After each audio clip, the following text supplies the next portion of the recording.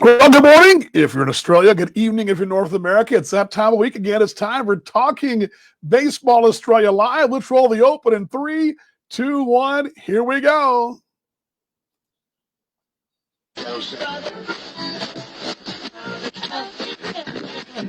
It's Talking Baseball Australia. It's baseball updates you'll really love. The MLB and ABL news you want. With Paul Morgan and Dan Vaughn. It's baseball's best mate all year round. From the batter's box to Yes, the mound. indeed. Welcome to the show, everybody. Adjust the volume there. Maybe a little hot there for you guys. I don't know what's going on. Are you guys having the same trouble in your neck of the woods in Twitter or with Twitter that I'm having? The last hour or so, it's kind of been in and out. I've been trying to send up a call the pen an hour ago to promote the show and try to promote the show a moment ago, and it kind of comes and goes. I don't know if it's this neck of the woods or maybe my neck of the woods, your neck of the. I don't know, but my name is Dan Vaughn. Glad you're along. Baseball's best mate. Of course, Talking Baseball Australia live here on your Friday morning if you're across the great southern land. And, of course, in North America, you are on a Thursday evening, a current Thursday evening that at the moment's got a dandy of a ball game going on from San Diego's Petco Park. Just a moment ago, as we came on the air, Tampa left 2 aboard, actually chased the starter, Paredes, from the Astros rotation, chased him. Dusty Baker came and got him, but the bullpen got out of the spot, and Tampa left a couple of men aboard, one of them being G-Man Choi, a former ABLer, was left aboard, and it's 3-2 as they're playing, I believe, now in the 7th. I think that's where we're at. But basically what it is, the Astros had to win to stave off elimination last night. They did that. They're doing it again tonight, trying to stave off elimination one more day. Just takes one more. And sometimes, almost all the time, it's that last one that's the hardest one. And the Rays trying to get that one more win to take it onto the World Series. The other series begins in about, it doesn't begin, it continues in about just under 2 hours' time in North America, 8 o'clock Eastern time, 7, actually be less than an hour, about 50 minutes from now at Globe Life Field in Arlington. We're going to talk a bit about that in a moment, but it's the Dodgers and Braves. Big win last night, that record-setting first inning for Los Angeles, and that got them over the hump and got them in the win column, 2-1 Atlanta.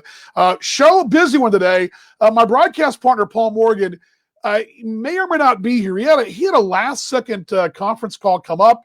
You know those things happen. Of course, he's in Perth.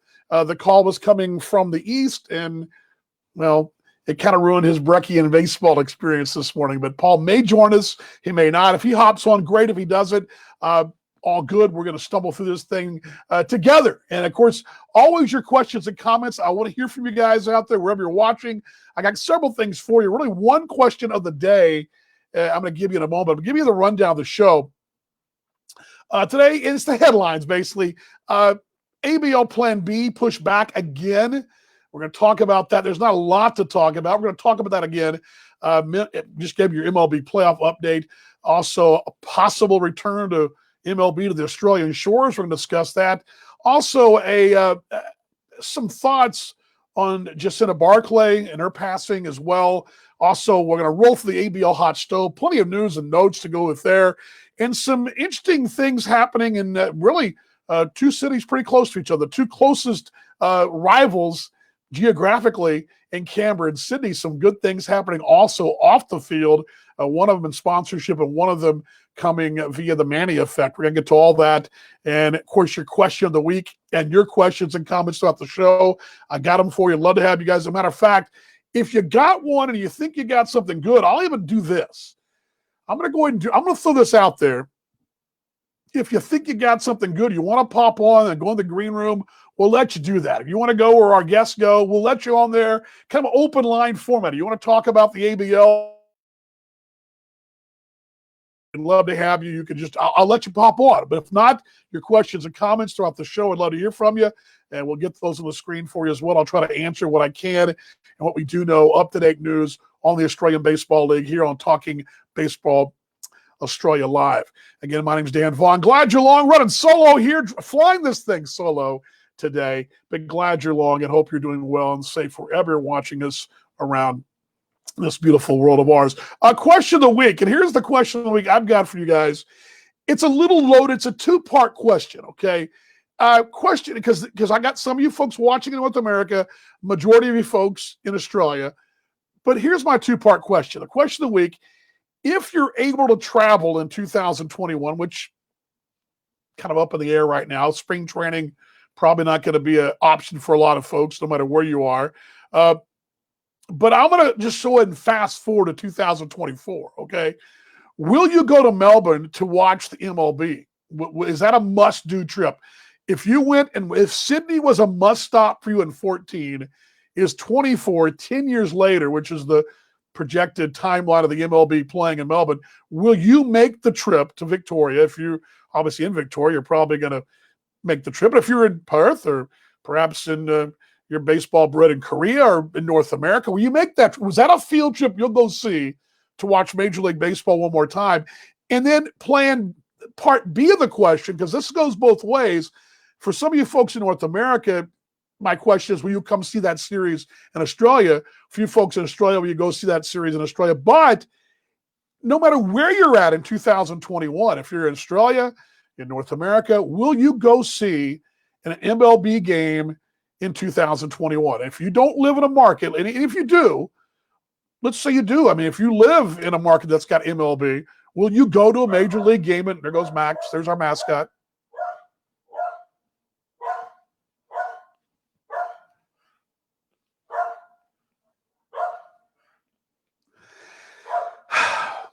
You all right, bud? We're on live worldwide, and he just likes to contribute. Okay.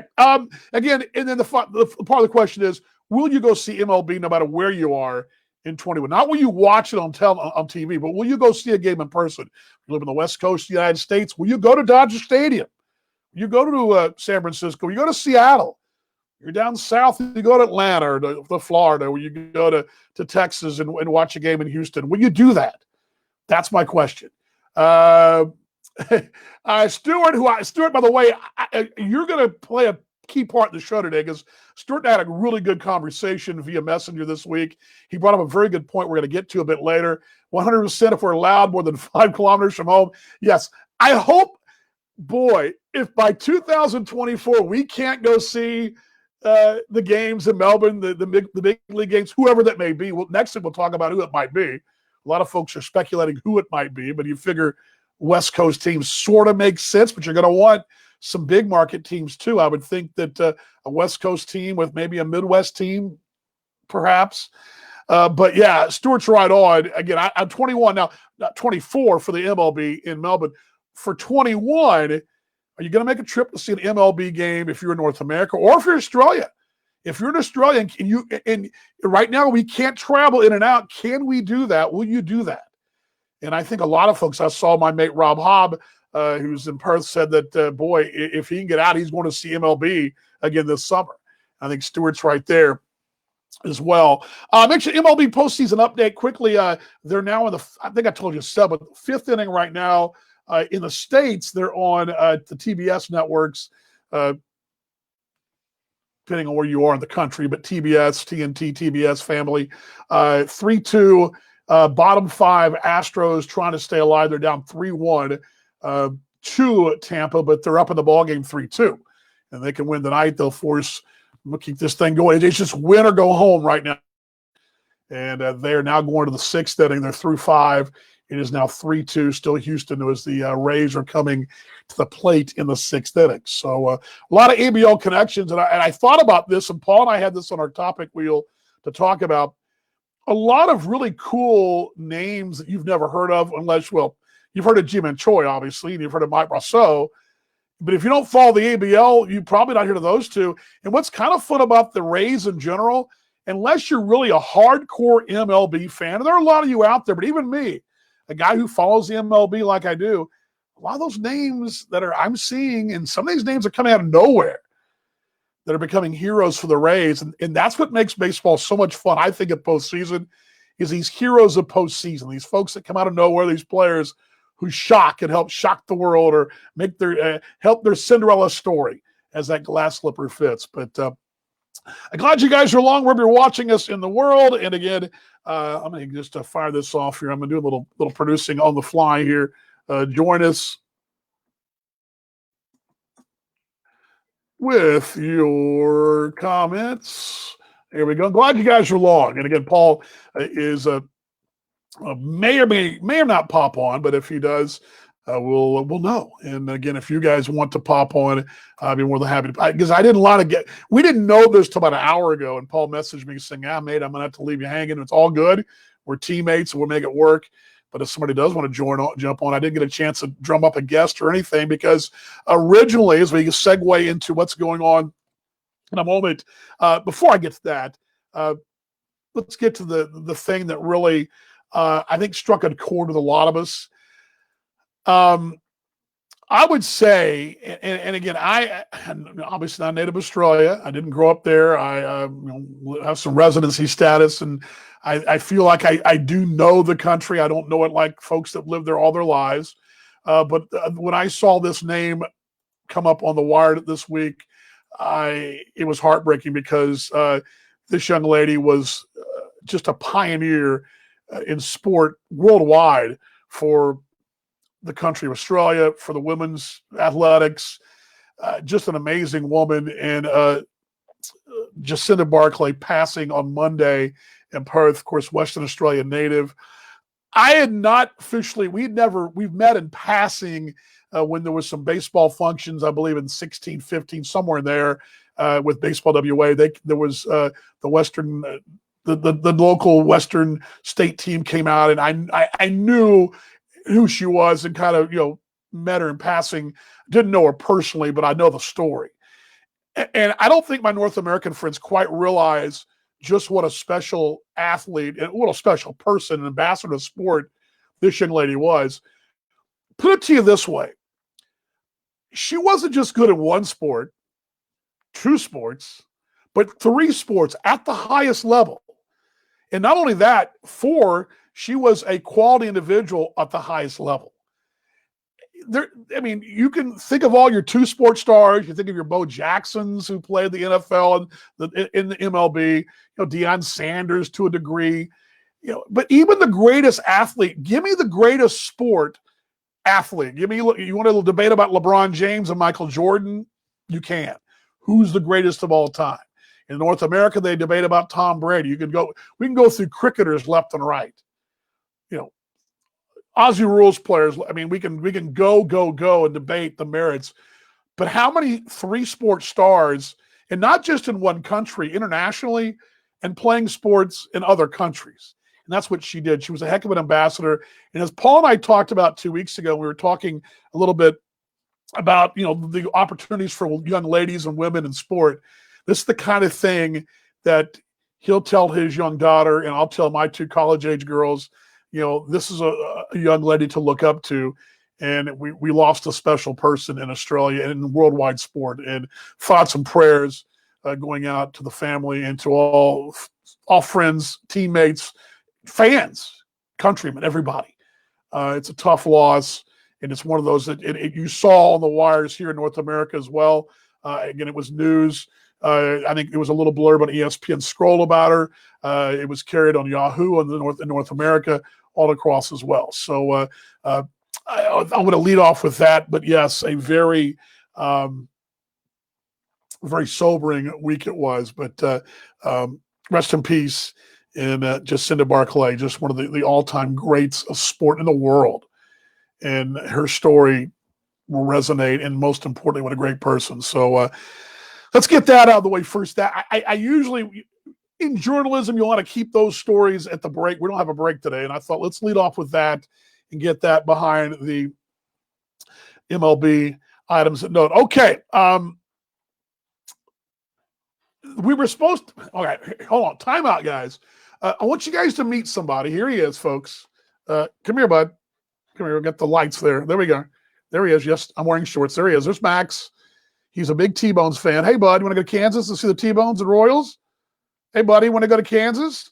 Want to go to Kansas? You don't want to go to Kansas. Want to go to Australia? Quarantine for a couple, well, they'll quarantine you for 2 months. There he is. That's Max the dog, the official mascot of the Kansas City T-Bones broadcast network. Anyway, just what you know who is barking there, okay? Got a lovely iced coffee this morning for you folks. It's evening here, morning where you are, but it's a little iced coffee for me. Okay.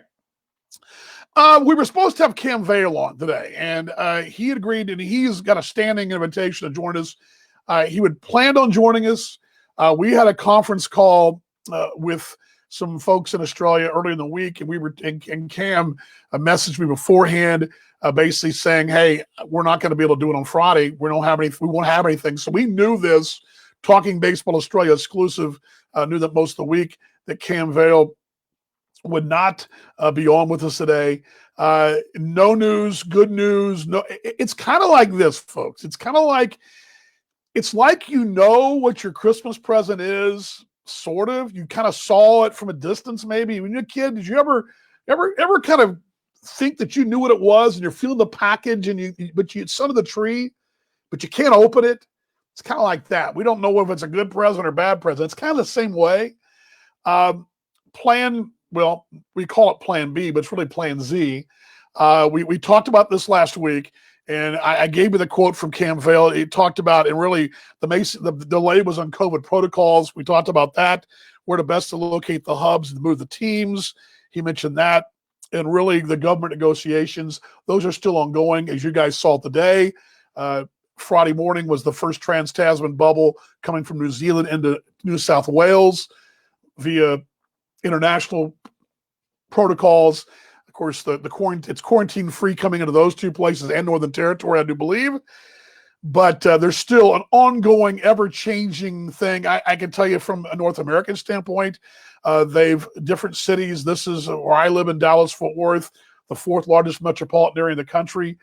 Think of it like being basically, being the size of a little bit, it's bigger than Brisbane, but I mean like the size of Sydney. They raised the COVID level today to the worst color, red. That the threat was encouraging you to stay home.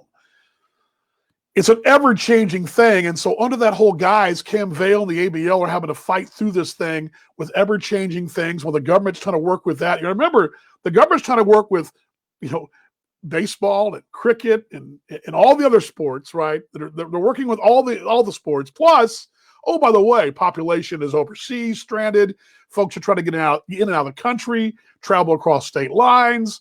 There are bigger fish to fry probably than baseball, cricket, and whatever else is lined up. That being said, they're trying to work hard to get those folks sorted and get this thing sorted, what they can do, what they can't do. And I believe, and I told this to Paul on our call this morning, my take's pretty simple. And I don't know how you guys feel about this out there watching, but here's my take. I believe this is the next plan coming, whatever that is, you want to call it, B, C, D, Z, whatever, will be a shock to the system. I think it's pretty safe to say, we already know, if we read the tea leaves, we realize, and we had Adam Dobb from Sydney on a couple weeks ago. He kind of gave us some insight. We had Mark Reedy on last week, 2 weeks ago. He gave us some insight.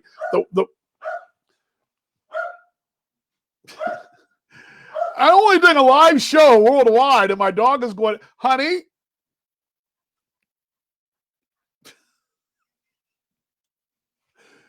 This is what's so beautiful about live social media and doing this, is that you never know when the dog's going to erupt. Okay, what I'm trying to say, and he probably agrees with me, is that the next move will be a shock to the system, okay?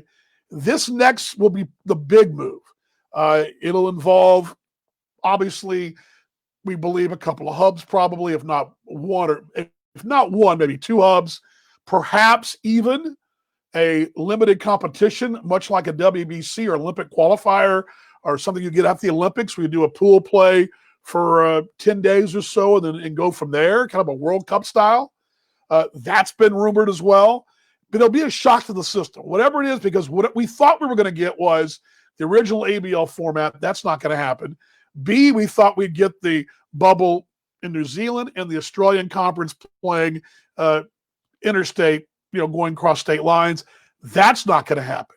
So the next move will be a shock to the system, I believe. And I think Paul agrees with me on that. And Talking Baseball Australia, from what we have been told and what our sources are telling us, it will be a bit of a change. It will not be what you've seen so far, but what we've been talking about is what you're going to see, okay?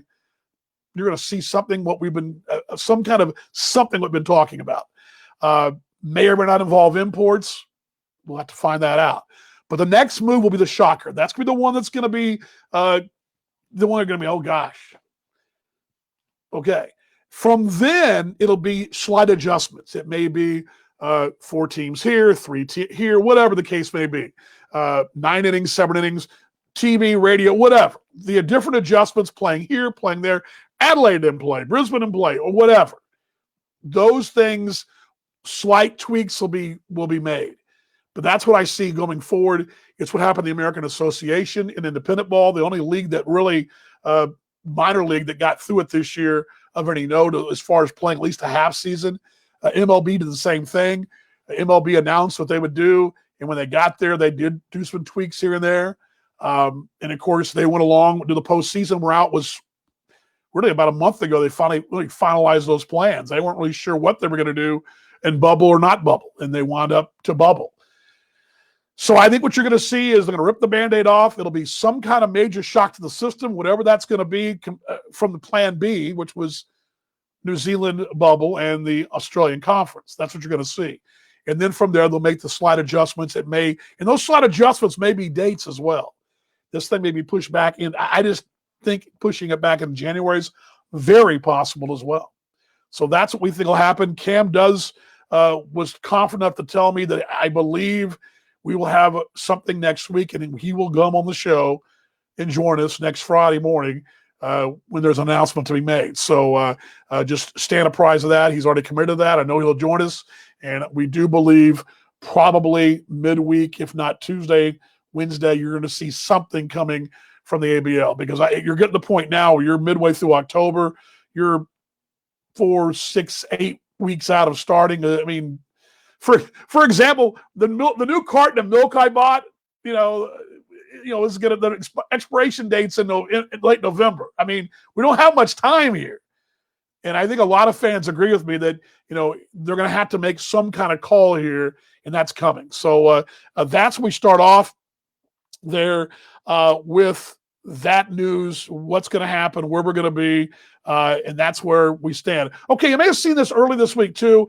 There was a piece in two of the Melbourne papers too.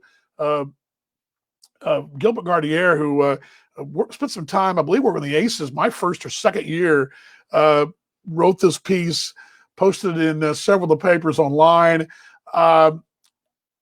And interesting take. The ABL pretty fired up to hear this, but MLB returning to the shores of Australia. Where does that stand? 2024 appears to be when that'll happen.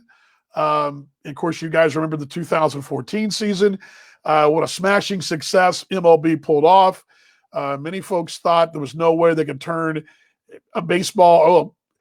It wasn't so much the cricket ground being turned into a ballpark. It was the Major League Baseball they've got specifications a mile long or kilometers long, 100 kilometers long, let's say. And those specifications from mound height to warning tracks and the type of turf the warning track can have and all kinds of things, where bullpens are located, and where the lights and where the illumination of the lights are, positioning in the outfield, for all kinds of reasons. They have a long list of things. So they pulled it off in 2014. There's been some debate in these parts, Talking Baseball Australia. We've talked about this a bit, that Major League Baseball came over in 14. The ABL was kind of in a transition period then. Now with a 4-year leadway, I believe the ABL and Baseball Australia will make the most of this opportunity. But again, a lot still be said. Now, we know that Major League Baseball did close their Australian office, a couple of years ago. Yeah, it was 2015, I believe, 16, something like that. Basically, it coincided when they pulled out of basically foot in the bill for the ABL. But there's still a very large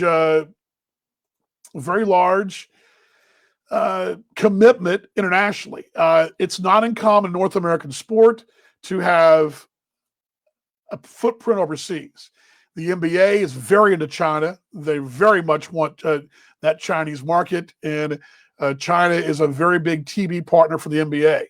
The NFL has been over in Europe, had a European league for a while. They play games in Mexico every year. They're not playing this year because of COVID, but the London series, they usually play 2 games in London. Jacksonville's been one of those teams the last couple of years. They usually play in Mexico, and they've mentioned going over to Australia as well. The NHL, of course, is an international game, playing both in North America, well, in Canada and United States. But the main 3 sports in North America, baseball, football, basketball, have all played overseas. And of course, Major League Baseball was set to play in London this last year, and I still believe that's where they're going to go first. I believe, and just if you know what Major League Baseball is thinking, I believe they're going to do a European / Australian, Japan, Korea, on again, off again. The flight from New York City, Boston, Eastern Seaboard to London is anywhere between 6 and 8 hours. It's a pretty easy flight compared to Australia. If you want to go to Australia from New York, well, you're looking at getting halfway across the United States for 4 hours or 3 hours, then jumping the 16-hour flight from Dallas to Sydney. You're looking at 20-hour transit time by plane, and some recovery time. It's tough to do that and get over and get back for a 1-game thing or for a series or whatever. But I do believe that what Major League Baseball will do is do Korea, Japan, Australia on a rotating basis, and you're going to see also Major League Baseball with inroads, not just in the UK, but also in Germany and Italy. There's a growing baseball community as well in Israel with their World Baseball Classic numbers, and Italy has also been a very good growing market as well in Germany, which makes perfect sense. A lot of folks do not realize this, but during the United States post-war occupation of Germany, there was literally a 40,000 seat crowd of GIs with German prisoners of war acting as ushers and ballpark concessionaires that put on a Armed Forces World Series back in 1945. And that was done actually there in Nuremberg. That's a true story. It had never been filmed. Never been a movie about it, but that's a real story. So what I'm trying to tell you is Major League Baseball is going to make their move overseas regardless, and Australia makes perfect sense. Now, what I will tell you is Talking Baseball Australia has learned, and this comes from Paul himself, but Major League Baseball has already kicked the tires in Australia already for the upcoming 2024 or maybe earlier series there. They've also looked at other venues, not just Melbourne. Perth is also in the mix. I know folks will probably poo-poo on that idea and think I'm crazy, but right now the new stadium in Perth is one of the top stadiums in the world. At the moment, as far as venues go for baseball, you've got any retractable roof stadium in North America. You've also got the new LA stadium for football, the Vegas stadium, and the stadium that Jerry Jones built for the Dallas Cowboys in 2009. Those are the premier venues worldwide. In that same mix right now is Optus Stadium in Perth. It is one, and having been there myself, I can tell you it is every bit as nice as I've been to Jerry World a bunch of times. It's as good as that stadium, and it's a very solid venue. So don't count out a possible Australian tour of Major League Baseball, perhaps a spring training tour, perhaps a game in Melbourne, one in Perth. Don't discount that possibility. I know a lot of folks think that it's going to be a 1, 2, 3 game deal in one location. That's very possible. But I also think because the venue is the question mark, that of the venues, what's the one that makes the most sense with all the new bells and whistles? The new stadium in Perth. That doesn't mean it's going to happen.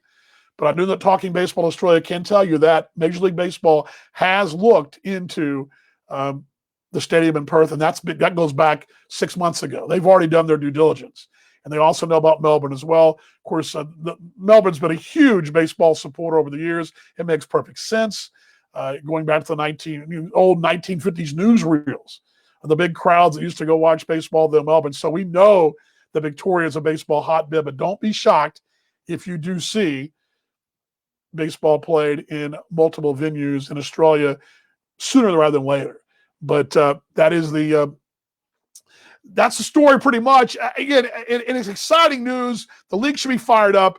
Anytime our game gets exposure in Australian soil, it's a big deal, whether it be Olympics, World Baseball Classic, Major League Baseball. This is huge. And hopefully this time, as Talking Baseball Australia commentary brings you, this time the league will be better positioned than they were last time to really parlay the growth of the league when Major League Baseball does return to Australian shores. So we'll be watching that story going forward, the return of baseball, Major League Baseball to Australia, perhaps as early as 2024. Dan Vaughn with you on Talking Baseball Australia Live, baseball's best mate. I'm glad you're along. There's your link to join us if you want to join the green room. I'll get you on. You got a question, comment, please fire them away. We're glad you're watching worldwide. Let us know what you got, what you're doing, and what your questions and comments are. I'd love to have you. And if you want to fire them away there on the talk line as well, just to type your comments in, get your questions. We're live. I'll answer them for you live as well. So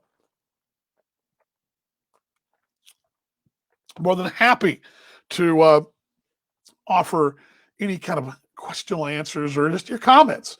As remember, the question of the day, will you watch Major League Baseball in person? Will you go to the series in Melbourne? Will you go in 2024, regardless of where you are? And number two, in 2021, if you can travel, are you going to see Major League Baseball in person? Those are two questions of the broadcast day here in Talking Baseball Australia Live. Baseball's best mate. Okay, we've covered the Melbourne and the Perth possible wild card, but yes, there's going to be baseball played in MLB style at some point in Australia. And again, it looks to be some kind of rotating basis, I would think, but it's what North American sports doing is growing their games, NBA, MLB, and NFL. You're seeing all that. Okay, I mentioned the 1 more week delay already. And I, in case you joined us, hoping for some news there, we don't really have anything. We just expect Cam Vale to join us next week. Let's jump to the hot stove. Busy hot stove. I mean, where do we start? I mean,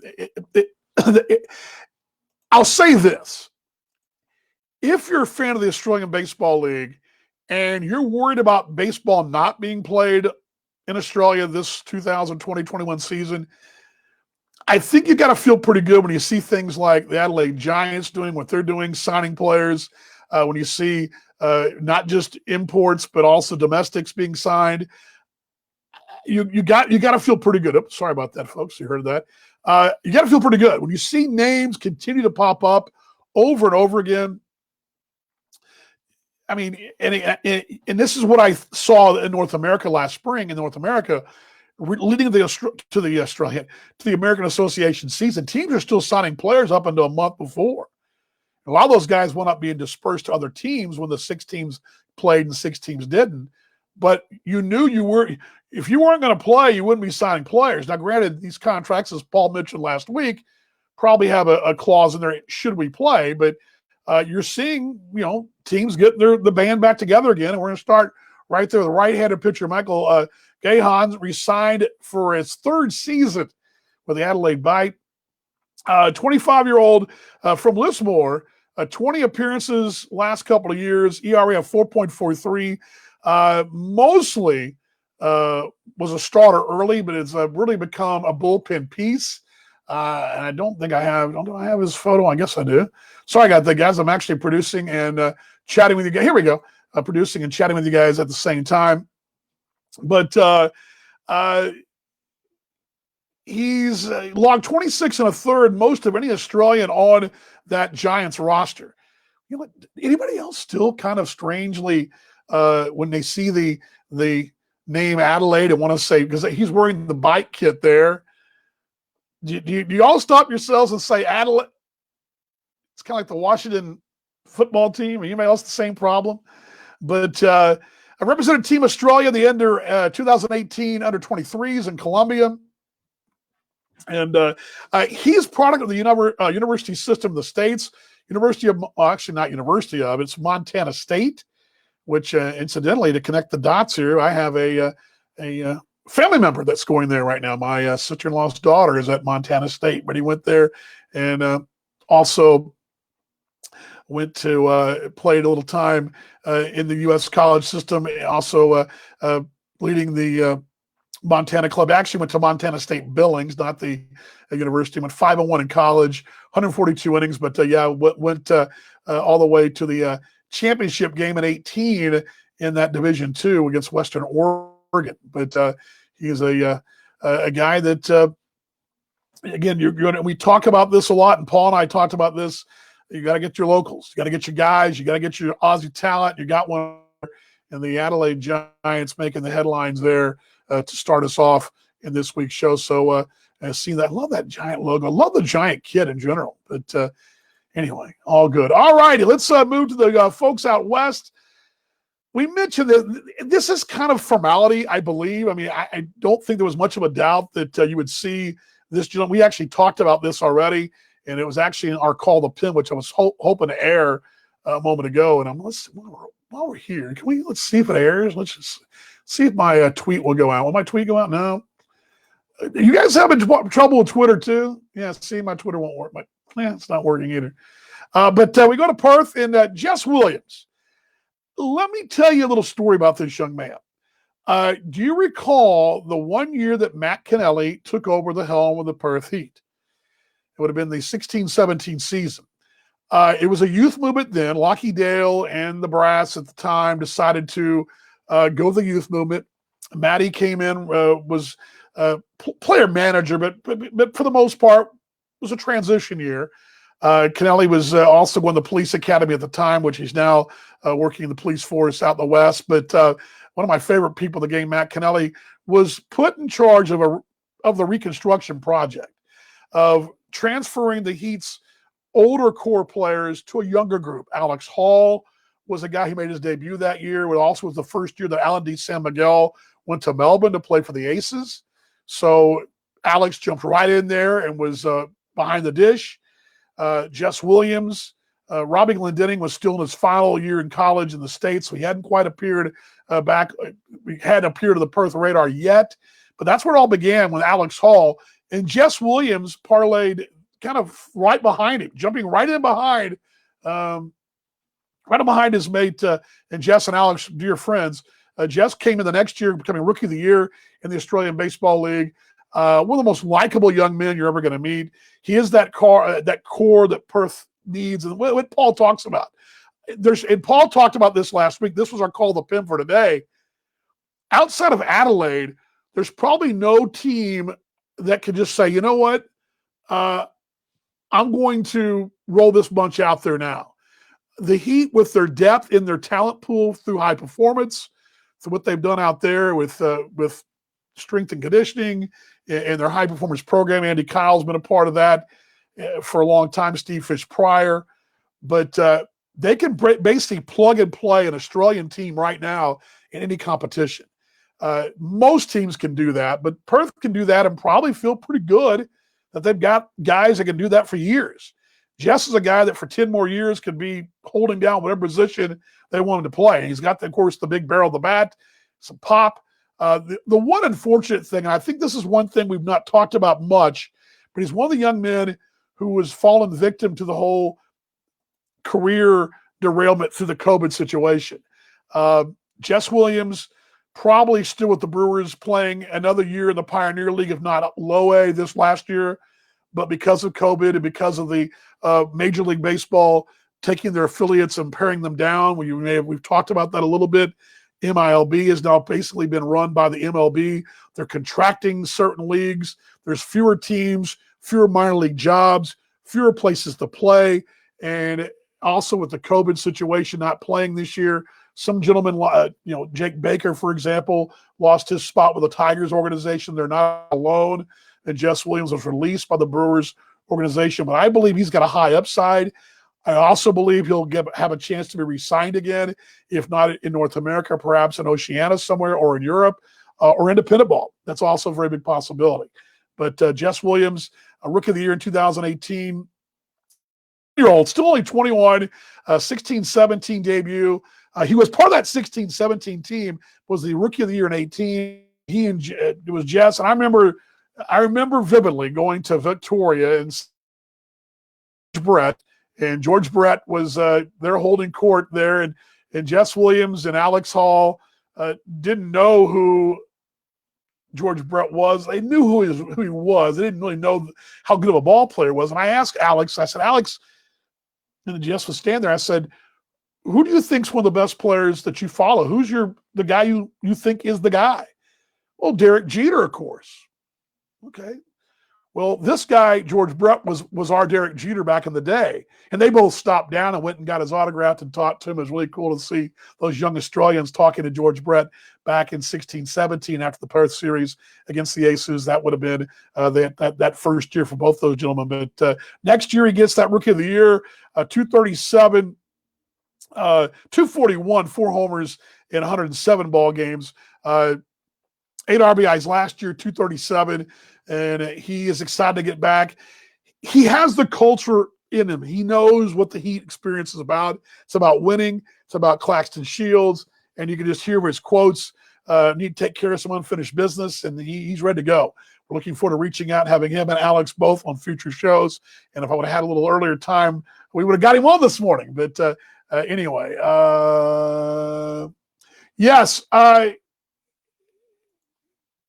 Stuart, you're a good point. Brisbane would disagree. Outfield depth be concerned, but otherwise Brisbane, Australian. And I wish, you know what? Let me play this for you guys. Let me see if it'll load in, because I was trying to tweet this out for you. Let me give you Paul's comments last week. Let me see if it'll load in. If it loads in, I'll play it for you guys. And let me see, because this is what I was going to play for you guys leading up to the show. And let me see if it'll load. Give me just a moment here. Producing the fly. This is what Paul was saying. Yeah, it's a little large. Let me try it this way. Let me do this, guys. Let me screen share this. And let me give you Paul's comment. I think this is what Stuart's onto, and I think where Paul's coming from. Let me give you guys this. Oops, sorry about that. Let me do this. Let me screen share. Give me just a second here. Screen share. Don't you love you producing the fly? Here we go. Chrome tab. Let's go here. Let's go there. Let's see what happens here. Okay. I do believe, I'm going to give this to you guys. I'm going to bring down Jess's picture. Let me bring on Stuart's comments as well. So let me bring these down. Let me get this up for you guys. This was Paul and I's Call the Pen that would have been up if we could get it to work for us today. We can't. But let me go ahead and play you the video that Paul and I had from earlier today. Let me go ahead and give it to you guys. Where is it? Here we go. Let's play it for you guys right here.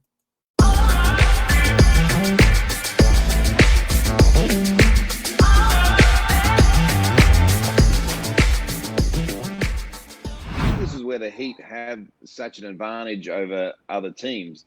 They almost have a ready-made. They're probably the only team really that have a ready-made ABL team could roll out now and be quite competitive and successful. Yes. And there's a lot of other teams now are fair to say Adelaide's got a lot of people in Australia and whatnot, but they are one of the very few teams who still have such a strong core of local talent that basically can fill every position. But let me ask you, this is on this same subject. Let's just say, for example, that this whole bubble system, as they go back to the bubble, let's say it all turns out where Auckland has to come over, but they can't get all those big leaguers in.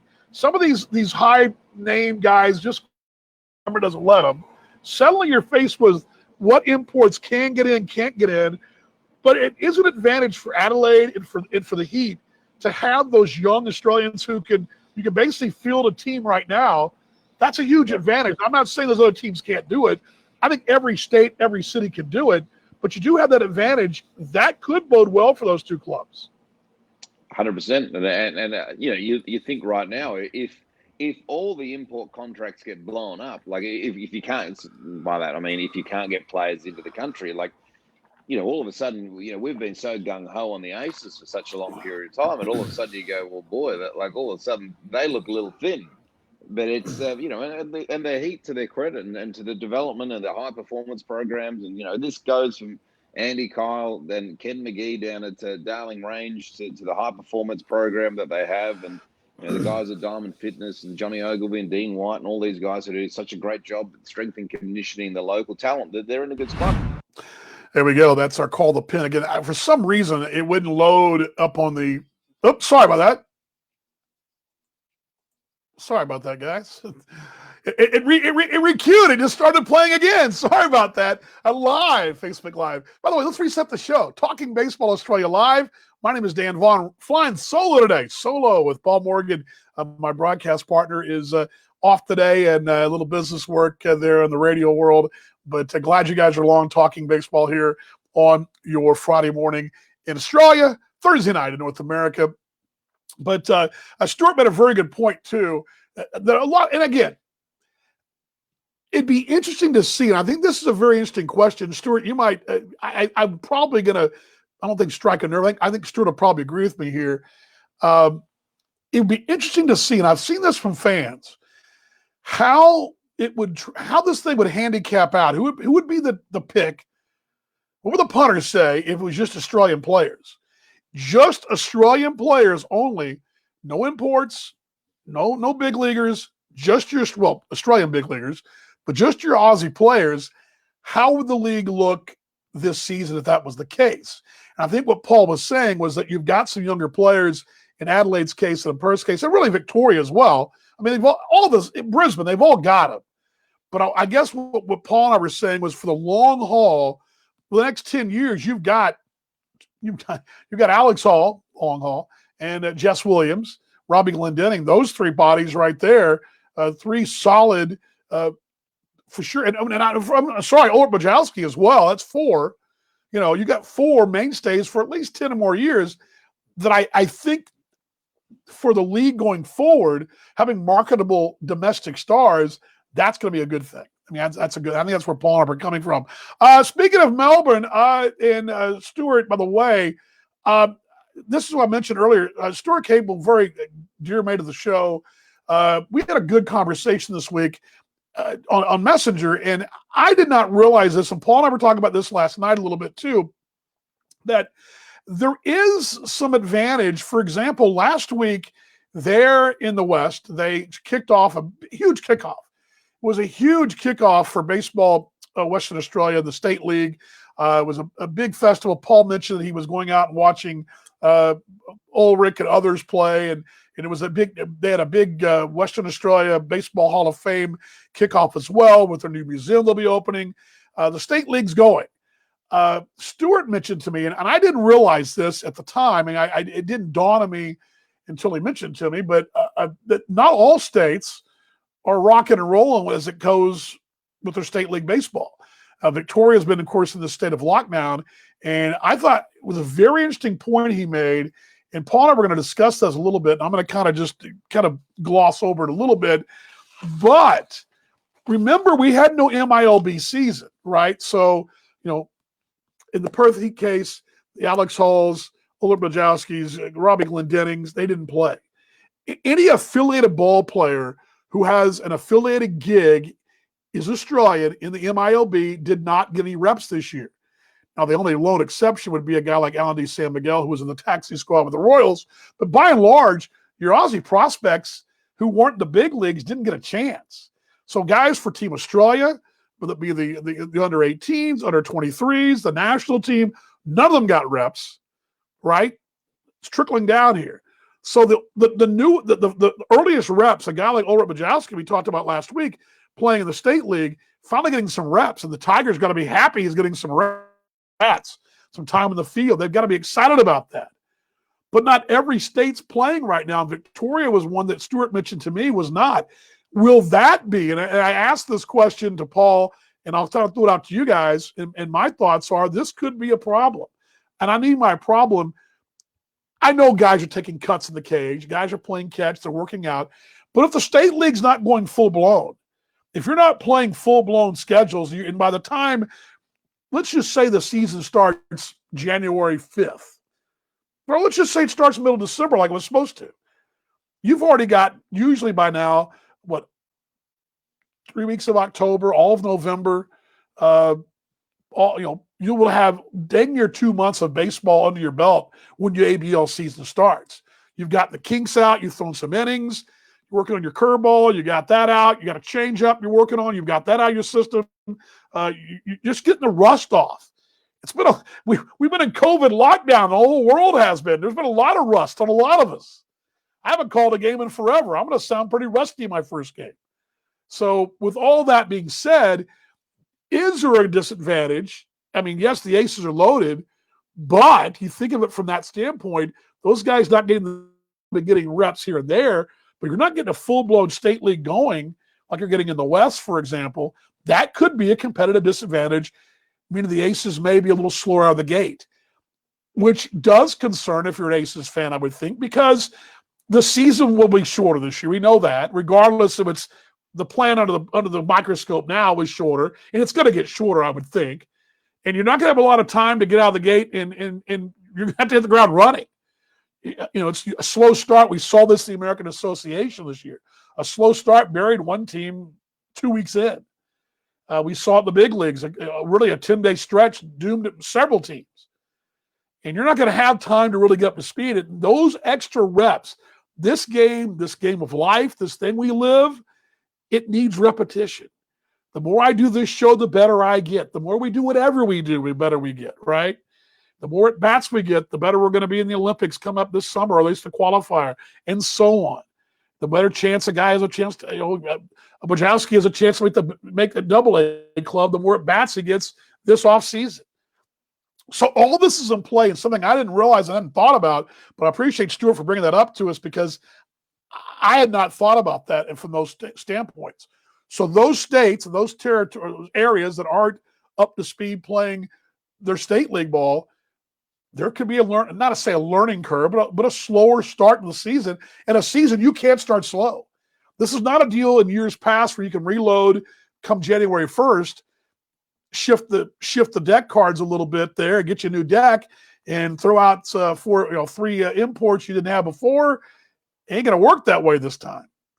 So it's going to be a little different look. And I thought it was a very good point that Stuart made about the Aces and about the situation in Victoria. A guy, I should have headlined this whole segment of guys couldn't be any nicer.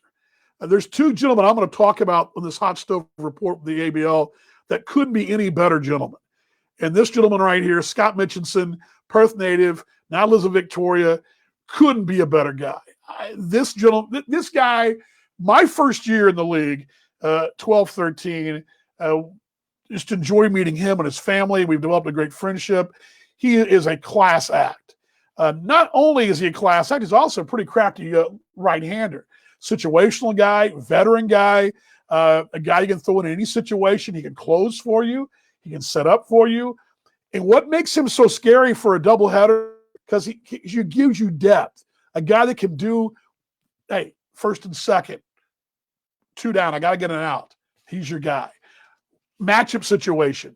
You've got a guy over the top throwing 90+ over the top. Now he's going to come get a guy with 3/4 from the side and come in and throw a little bit 3/4 from the side with some more movement down the zone, get that ground ball with 1 out and 2 aboard, a double play ball. I mean, this is the kind of guy, or he can spot start for you if he has to.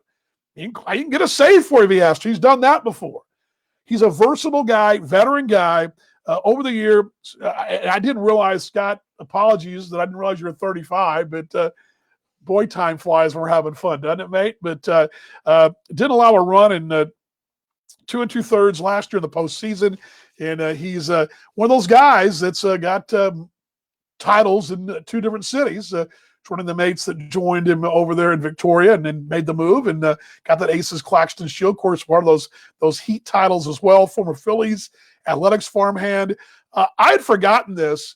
He goes back to 2004 in the States, playing both the Phillies system and the Oakland A's system through 2008. He made 71 starts in 79 ball games, mostly a starter in the MILB back in the day. Also was a member of Team Australia over the years. 5th in appearances, 121 in the relaunch competition, 210 strikeouts, 12th all time. just to be padding those numbers.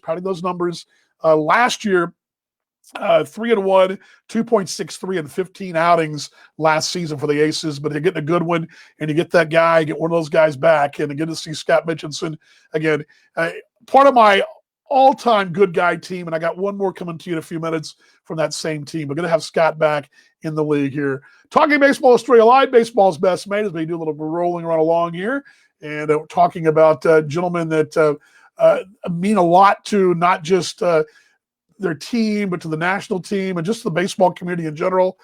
I don't know this gentleman very well. I don't know him. I know him as a Twitter follow, and I know him from his time in the States and just following him a little bit. But Travis Blackley, back in the fold again for the Brisbane. I thought I had their logo. I don't have it. Well, where'd it go? Anyway, let's go ahead and put his shot up there. I love that color scheme.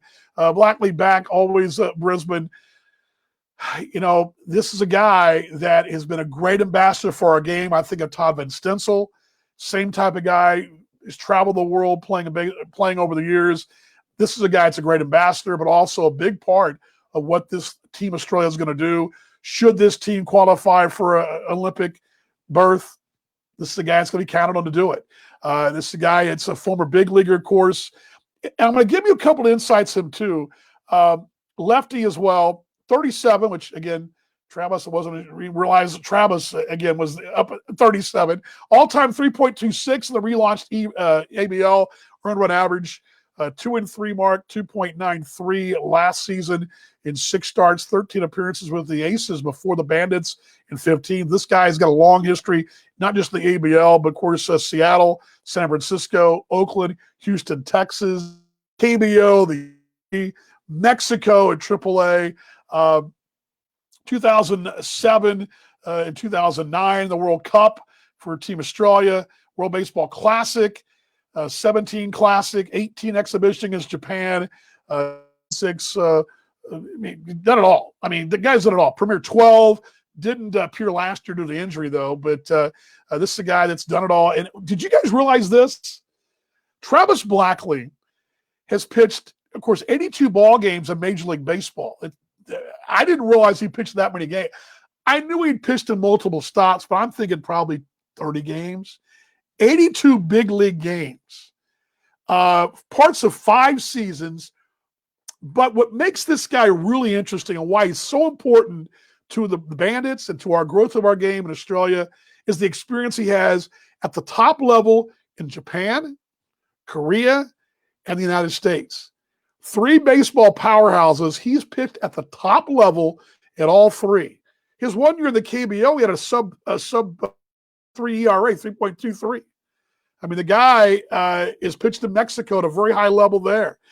18 pro seasons worldwide. Now listen to this number: 2,239 and 2/3 innings. That's 2,000 plus innings of pitching. 18 years professional baseball. Wow. 4.02 ERA over 18 years. That's a career ERA. 18 years pitching, 4.02. And that has a chance to go down this year to below 4. Next game will be 500 pro games. It's 499. His first pro season, 2001, Everett, Washington in the Northwest League. How about that? But again, just a phenomenal guy to have coming back, and great for the Brisbane Bandits. The Bandits, they're going to be fired up to have him back. But I was going with those numbers. Did you guys realize the wow numbers there? I mean, wow numbers from Travis Blackley there as he's back with the Brisbane Bandits. 5th season with the Bandits. Boy, it just seems like yesterday he was across the country in Victoria. Talking Baseball Australia Live, baseball's best mate, Dan Vaughn, flying solo here for you to Friday morning, Thursday night in North America. Questions, comments, love to hear from you guys. They're out there. I love to hear from y'all. Love to know what's going on. Mention guys that go in my just all great guy team. This next guy never fails to stop by and say howdy, stop by, and he's also part of the Brisbane Bandits family. Stop and just shake the hand, smile, whatever, nod. He's come over from the on deck circle broadcast position in Brisbane, that's the one only Donald Lutz. And Donald, of course, former big leaguer with the Reds. I've told his story a little bit on the air. You know, he probably still in the big leagues for not a freakish injury that happened, making a play in the outfield and just slowed his career down and trying to get back. And it was hard to get back for him. It never did. Reached AAA several times. One of the nicest young men. He had a chance to meet him. Studied with the T-Bones a few years back.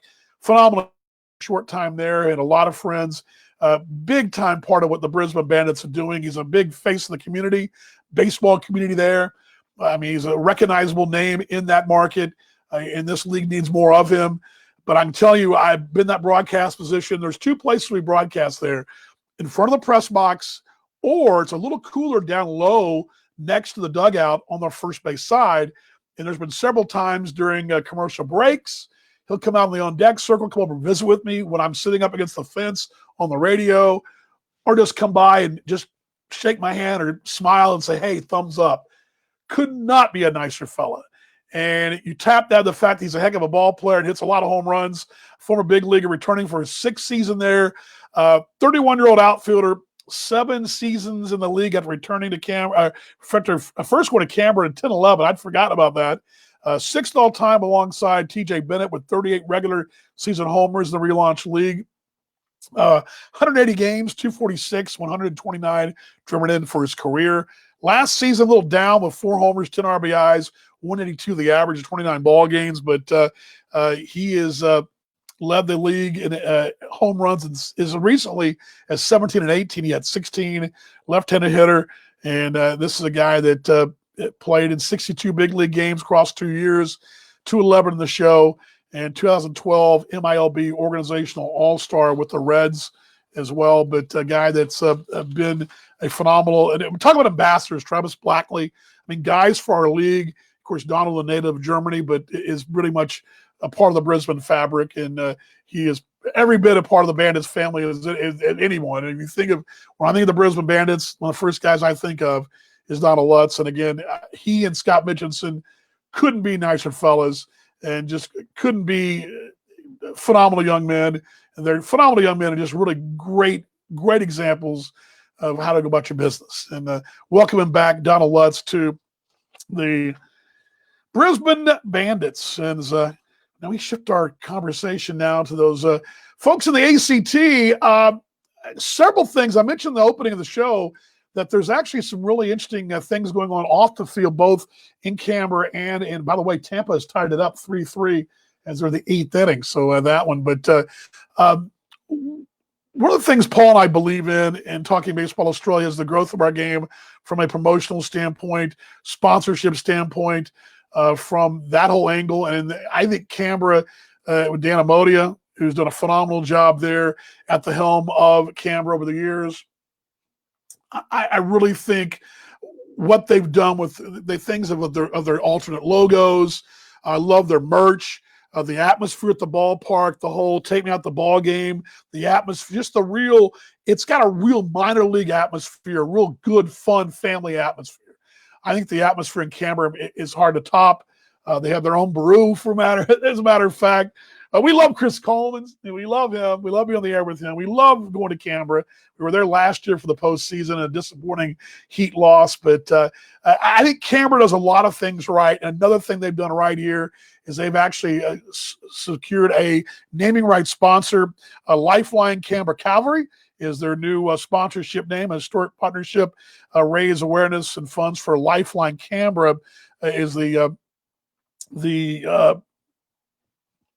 company or the group. Partnership is special in a sense that anytime you get a naming rights sponsor, there'll be team, whatever you want to call yourselves, it's a big deal. It means people are out there hitting the streets. That people in that market know their brand, respect their brand, and love their brand. And that's very important. That means name recognition. And if Canberra is able to get out there and knock on the doors and get a sponsorship, naming rights sponsor, that's huge. That means they're doing their due diligence.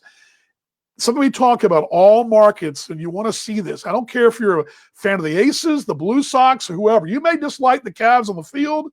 You may want to beat their brains in, but you want to see these things. You want to see naming rights. You want to see major sponsorships. You want to see your links all be strong in this department. I mean, I want to see every team have this opportunity.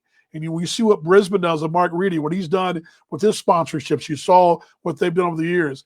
That getting back in the community, knocking on doors, making partnerships, strategic partnerships, marketing partnerships, whatever you want to call them. These are very big developments for our league. And so good for Dan and company there. It's also Lifeline Canberra mental health. And this is a quote from Modia. Mental health is a key focus throughout our organization. We hope this announcement will help us do our part in raising awareness for their cause and raising a lot of money for their organization. I think it's really a really cool thing. But again, Lifeline Canberra, which is a mental health initiative there, is a team's naming rights, donated the teaming rights to Life. They've actually donated the name. And it's not always about the money coming in. It's about the synergy you create, the goodwill in the community, and getting your name out there. And it doesn't always involve a big sponsor. It could be an initiative like this. And it's a great one. Reading more about it, just kind of scanning the story here. But the team's official name change, significant branding, the team jerseys as well, and a flagship activation and partnerships will be initiative to a Save the Seat series as well, and all kinds of odds and ends with that, but some VIP treatment. But the Lifeline Canberra Cavalry is kind of a cool thing that, but donating that name to the cause to help and that partnership. And then we'll hopefully get some of those folks on from Canberra and talk about that. I know Paul has reached out to Dan as well, and with the Cavs to get a little bit of that. So good to see that. Whenever you see something like that happen, you got to be fired up again. You want your league to be strong. You want things like that to happen as we shift into more Canberra news as well. I do believe I got some more Canberra news, don't I? Think I do. Yeah, I do. This one came off their Twitter, so courtesy of their Twitter. But this is the big news is that back a page here, my script here. Canberra, those guys we talk about, these Lutzes and the Blackleys. This goes right there with it. And Robbie Perkins, the Perkins boys have always been a big part of this league. And Robbie eking his deal. I couldn't believe this. He's been around 8 years in the ABL. 8 years in the ABL. He's only 26. 255 in the relaunch league, most of any of the 255 games, rather, most by any of the Cavs regulars. Their most ever. He's played the most ABL games, a record holder, and his coming in for his 8th year. 259 in the league, 19 overs, 110 RBIs. He averaged more than 300 for the 3rd time in 7 seasons, hitting 310 with a homer, 11 driven in 29 ball games. Of course, he's a Canberra-born, raised Team Australia in 2017, Premier 12, also member of Australia win in the 16 threes there in and also played a little time in the minor leagues. 214 games in the minors with the Rockies organization, reaching AAA and 207 in the minor leagues, homering 12 times and 58 RBIs over his career. So good to see the return of, again, we talk about it every stop. Every city's got to have him. You got to have those mainstays, and he's back. And Robbie Perkins, so good to have him back. Talking baseball, Australia Live. Baseball's best mate, Dan Vomithy, running solo here, about to wrap this thing up, rounding 3rd inning for home. By the way, questions, comments, love to hear from you guys. And if you do want to pop on, I mentioned this earlier, I don't know why people won't do it. Don't be scared. Pop on if you want to. Love to have you join the guest line. If not, go ahead and fire your questions away. I'm here to answer them as best I can. One more thing we've talked about, and I'm going to give you a little special. Oops, sorry about that. Give you guys a little special. I don't know how many games we're going to play this year. I mean, I don't think any of us know. Will it be 2, 20, what? We don't know. But we do know this, and I'm going to go ahead and give you this. There is a little thing called the Manny Effect, and it's in full swing. Let's give you the preview of the Manny Effect. Here we go.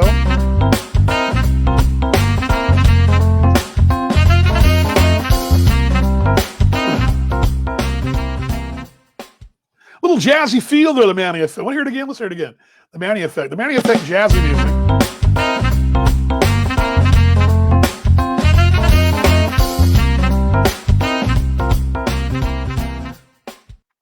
Manny Effect is in full swing here.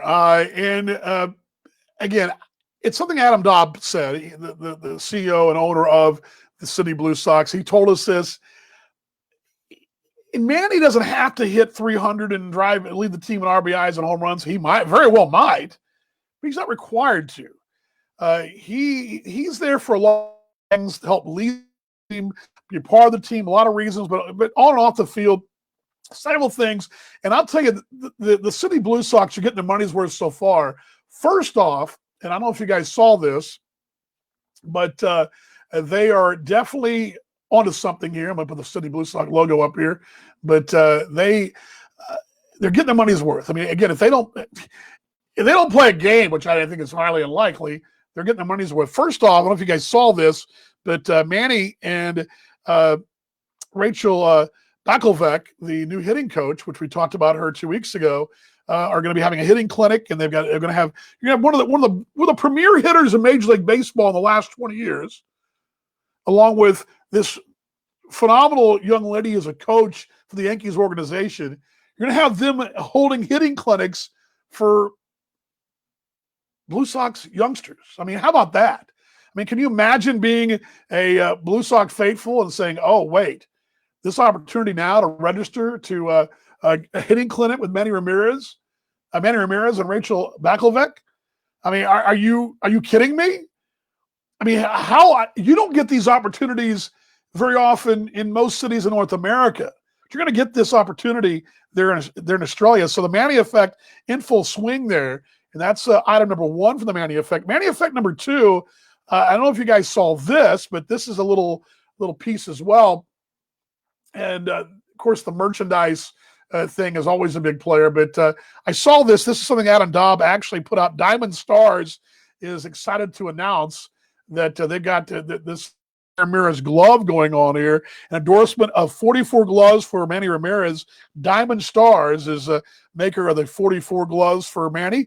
And not only is his endorsement as a player and a coach, but he'll be aboard the company as a special advisor to the company and baseball ambassador to the Australian market. So you got the Manny glove right there. That's coming, the part of the Manny Effect. And here's another shot of the Manny glove right there. There it is. I believe it's coming for you. I believe. Come on. There we go. Yeah, let's bring this down. Here's another shot of the glove right there. There it is.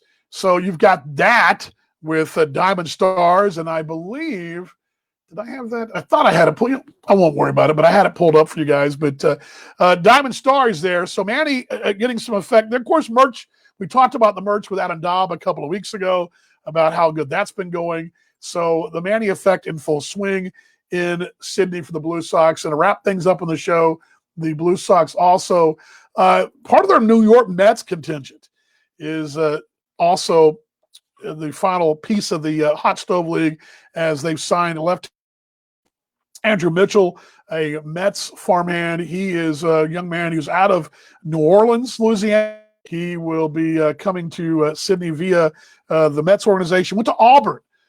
Talked a bit about Auburn as well. Auburn's a very Southeastern Conference powerhouse in baseball, where Frank played his collegiate baseball and also his NCAA football. Auburn, a powerhouse in the SEC. The SEC, one of the three best college conferences in North America at the highest level. Blue Sox lefty from New Orleans, Jesuit High School.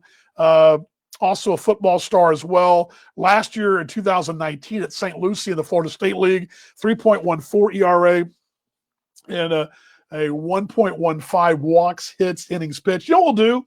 We'll break that down in a couple weeks. We'll do some stats behind the stats to kind of, what is that? Because I say it all the time. You're probably going, what's a whip? Hey, Vaughn, what's a whip, mate? Well, it's walks, hits, innings pitched. 14th round with the Mets at 18, and he will be part of the Shane Barclay's pitching arsenal as well. And I know that Adam Dobb, got my owners mixed up. They'll be excited to get that piece of the puzzle with their new agreement with the Mets, coming with the rest of the Mets prospects as well. But congratulations, another good signing. I'll tell you this. I don't know right now if I could make if this season goes with all these rosters. Could I just close my eyes and throw a dart at the board and that's who I'm going to pick? Because I really think that I can make a case right now in the hot stove that everybody looks pretty daggum good. But really, Brisbane, Adelaide, and Melbourne, no particular order. You're still the champs until you knock the champs off. And then Adelaide in the mix. And then you think, well, the Heat, surely those youngsters. And then Canberra. Every city's got to feel pretty good this year more than any, as far as the roster makeup. There's been such great work done in the Hot Stove League by all the clubs. Every club's done a phenomenal job, including Auckland. And Geelong Korea is going to have some really deep talent as well. It just goes to show you where this league's gone and where this league's evolved and where it's come from over the years. We've gone from being, some prospects to now legitimate prospects and legitimate powerhouses with Australian talent as your base. It's going to be a fun time if we ever get this thing off the ground. That's of course, remains to be seen, the loaded question. All right, final call for questions and comments here on Baseball's Best Mate, Talking Baseball Australia Live, as we round third, head for home. Next week, Paul will be back. We also expect to be joined by Cam Vale. We do believe he'll join us. As long as there's an announcement to be made. Now, there's always a chance that there's no announcement made. If there's no announcement, we'll have to call our plan B, our audible as well. But we do believe, we were told this week that Talking Baseball Australia got it on good authority that we expect to have an announcement midweek and have Cam Vale on next week with us as well. Coming shows, we are working hard behind the scenes to get you major league talent as well. So that's been something we're working on as well. So hopefully we'll have some major league talent to join us on the show. Of course, you can follow us on Talking Baseball Australia on our Facebook page. Our website, by the way, tomorrow it will be launching its beta form. I'll be tweeting that out. But next week, I hope to be able to give you guys a very good quick preview of our new website that'll be up on with our Facebook page, which you're watching us at right now, revamping some other social media. And of course, Paul Morgan at Paul Morgs, his Twitter, of course, my Twitter at Dan Vaughn Jr. We'd love to have you guys follow us along, and we're there for you. We're going to follow you back, answer your questions, comments, and I love to hear from you guys. I know we didn't get a lot of comments today. I know a lot of folks probably going, hey, Vaughn's just talking to talk, but we had a lot to get to, and glad you guys took a little time out of your busy day to join us and talk some Talking Baseball Australia live. It's baseball talk from an Australian point of view. That's what I like to call it. But the show continues, solo or not solo. Quickly checking to see who stopped by. I want to give you guys thanks. Sorry about that. Sorry about that. I hear myself talk there. Just kind of seeing who else is out there. But glad you guys did stop by. Again, questions, comments, last call for those. I'll give you guys a last call. The good news is, this week, no matter what happens in Australia, whatever happens with the play as far as the schedule, how that looks, you got a great announcement on Major League Baseball perhaps coming back to our shores. You've got plenty of Manny being Manny, some Manny impact. You've got plenty of player signings, some excitement there, some new partnerships marketing-wise in other places, a lot of things going on. I don't know if that means we're going to play a full schedule or not, we don't know that. But I think what you can see is the foundation's really getting solid. We're getting some solid foundation here. And if we can continue to put these things together, good player signings, good news, goodwill, Major League Baseball wanting to come over, more imports, more Australian talent, you name it. All the things that are happening, whether it be Australian talent, Mets talent, whatever, marketing agreements, all these things happening. These are all parts of our foundation. These foundations keep happening, keep getting better. It's only going to get our league better. And that's the idea, is get this league better, continue to grow it. And when we do get back to some kind of normal, we'll fire this thing off and have a great Australian Baseball League season. It's definitely growing. I can tell you this, and I'll close to this final thought. I took 3 phone calls this week on interest in the Australian Baseball League. 3, for what that's worth. I'm not going to say who, what there are 4, but 3 calls of interest. That's an average week for me. That's actually probably a slow week for me. Usually it's probably 5 or 6. Maybe I wasn't available as much this week. But during the baseball season, to the American Association season, literally it's a daily, almost hourly occurrence. This league comes up in conversation. Make that of it as you will. But rest assured, baseball has a bright future in Australia, and we're going to get through it regardless of what happens in 2020 and 21. We got to fight through. I say it all the time to my folks here in Kansas City, in North America, and I say it all the time. Let's be better tomorrow than we were today. Let's show more love, more empathy. Let's be better fans of our teams. Let's just love each other. Let's love our rivals. You folks in Melbourne, you love the ones in Sydney and vice versa. Let's all love each other. Let's all do love, and let's all fight through this whole mess. Let's be better at the end. When we play baseball, we'll be enemies on the field. We'll be mates off the field as we try to fight through this crazy 2020. Next week's show again, at 7 a.m. in the West, 6 p.m. in North America, Central Daylight Time. That's the Texas time zone. 7 a.m. in the west of Australia. Adjust your timepiece accordingly. We do expect to have Cam Vale and also my broadcast partner, Paul Morgan, will be with us again next week. Thanks for joining us. Thanks for taking the time. Just stop by and say hi. If you're watching on replay, glad you did. Share this broadcast. Tell folks, hey, you know what? These guys are pretty good. We like them. Want to hear more from them. We're there. We're here for you. Want to have you be a part of what we're doing here at Talking Baseball Australia Live. Baseball's best mate all year long until next week. Dan Vaughn had to press that close. The part I hate the most, saying goodbye till next week here on Talking Baseball Australia Live. Baseball's best mate all year long. Here we go. Roll the close, folks.